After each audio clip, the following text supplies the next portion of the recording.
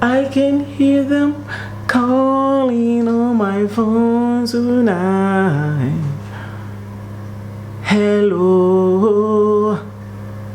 It's time to communicate. It's time to communicate. It's time to communicate. And I am your platform partner, your hustler, homie Jackson, all about making things happen. Addicted to action. And right now this is Hustle Headquarters, aka this is also Communication Skills Worth Millions, the platform on YouTube. And right now I want to share with you at least 10 unwritten rules when it comes to conference calls if you want to have an effective call. Can you be my customer? Can you be my customer? I have 2 other videos on this page where I talked about how to make $10,000 a month with your calls. I have another video about phone etiquette when you're on conference calls, so share that, watch that. But also this video is just some unwritten rules that can really help you take your calls to the next level, because we living in an age of communication, so we gotta know how to connect, because the more you connect, the more you collect. So these 10 that I'm about to share with you are pretty basic, but if you use these consistently, you will see your results continue to grow consistently. So let's get directly into it and do it. If you don't know, I've been using conference calls to grow businesses and grow my organizations for the past 10 years. And so these are some of the basic things that I use, whether if I'm in corporate America or I'm dealing with home-based businesses or just even talking to friends. Number 1, let's get directly into it, is when you have a clear leader, a leader who has an agenda, and make sure that leader sends that agenda and information out via email or text to everybody, so people are clear on what the start time and the end time is. See, people need to know what time you're going to start and then what time you're going to end, because if you're doing a video conference call, people need to have the clear link. You need to test the link, make sure the link works. You need to call into the number, make sure that that number works. Try your voice command, make sure that the mute call works, all of that good stuff, because you'll be amazed. If you got a new phone that you don't normally use, make sure that the phone is working properly. So send that out to everybody and try to have a second person in charge who can follow up to help you when you're not on point. They can follow up and be on point with you. But since I got 2 fingers up, that brings me to my second point. Second point is, okay, when a person calls in late, you don't have to try to fill that person in on everything y'all spoke about, because now you're wasting everyone else's time who's on the call. Now, if you only got 2-3 people on the call, then that's different. But if you got a call with more than 10 people, you don't have time to try to fill the late people in. What you do is tell them, hey, you need to follow up with someone when we get off this call, and they will fill you in on the details. All right, and let people know this ahead of time, because you don't want to be wasting time. So that's 2. Make sure that you do not, when people come in late, just let them already be prepared for that, because that's going to happen. All right.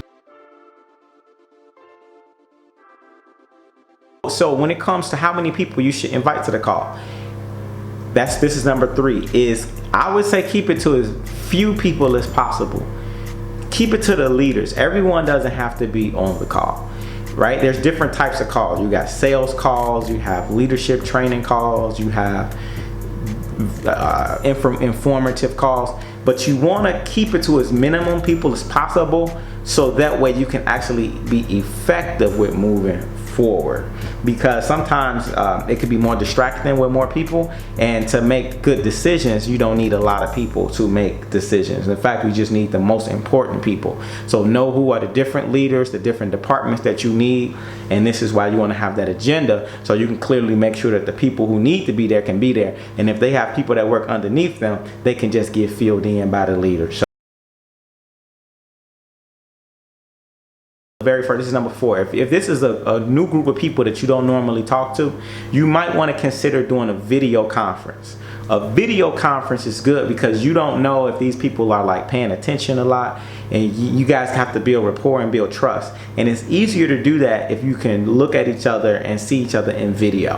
And so you can use apps like Zoom, which is a free app. I would say but don't use like a slide, don't do PowerPoint, just something where you guys can see each other's faces, just to make sure everyone's paying attention. People pay more attention when they can see each other. It's a good way to kick off the relationship, and then later on you guys can just keep it to audio on the calls. Of course, we know we want to start on time, we want to end on time, you want to stay on the agenda. Sometimes people like to squeeze in, they want to talk extra long, and you don't end on time. You got to let people know. Number 6 is at the very beginning of the call, give an overview and tell who you are, the who, what, when, where, and why. Most people may not know because people have busy lives. So also do a roll call. That's important. Number 7, most people do that just to make sure you know who's on the call, get every people on the call. Literally, you want to do this at the beginning of the call. People state their name, where they're from, what city, or just so you know who's on the call. Keep your sentences short, all right? Skinny words, short sentences, all right? So you want to kind of be to the point because there's multiple people talking. You don't want to continue to go on. Keep it brief, be bold, and be to the point, and be effective. The more you speak, the more they're going to judge you. Remember that. The most effective calls is when everyone has an opportunity to contribute. So it's very great, it's helpful if you are the organizer, if you can get everyone or as many people as possible to contribute at some point of the call. Of course, it depends on how many people are on the call, but if it's a smaller call, because remember, you want to keep the numbers down. If it's like 10 people on a call, you don't want to have 3 people who don't say anything at all throughout the entire call. You want to get people's feedback and say, hey, did you got any concerns? Or hey, how are things going? Everything doesn't even have to be about business. You may just have them talk about just in general, like, hey, I just want to know how you feeling, how things are going out, in your city, how things going in your life. They may say something about their kids or their family. Like, we living in a day and age now where so many people are working from home, so many people are dealing with stress. So we want to have an opportunity to see where people are at. So that's very, very important, is to let everybody express themselves. Of course, they're going to be brief because you're going to set up those rules. They're not going to just keep talking, but let them have an opportunity to contribute. 5 minutes before the call ends, you're about to wrap up, let everyone know. Say, hey, we're going to be wrapping up in 5 minutes. So whatever the main stuff you need to get out, let's get it out now. Because people need to know that so that the call doesn't go on. They may have something they want to say, but they're waiting because they think they have time. When you say, hey, we're at the 5-minute mark, let's wrap this thing up, then you guys can begin to conclude. And then at the end of the call, if they choose to stay on, they can, but the call will officially be over. I would say the very last thing is the take action steps and the following up. So every time you have a call, what's the purpose, right? You want people, what do you want them to do? What do you want them to think? What do you want them to feel? So you need to know what those next steps are. And at the end of the call, make sure people are clear on their next steps, even if it's not action oriented, even if it's just something a feeling oriented, or something that you want people to think different. Get feedback. Hey, what's one thing that you got from this call? And then also get that information and make sure it's emailed out or sent out to people. However y'all communicate outside of the call, make sure people get that information as a follow-up. So that's very, very important, because the purpose of the call is not just to talk. Typically, it's also so you can get stuff done.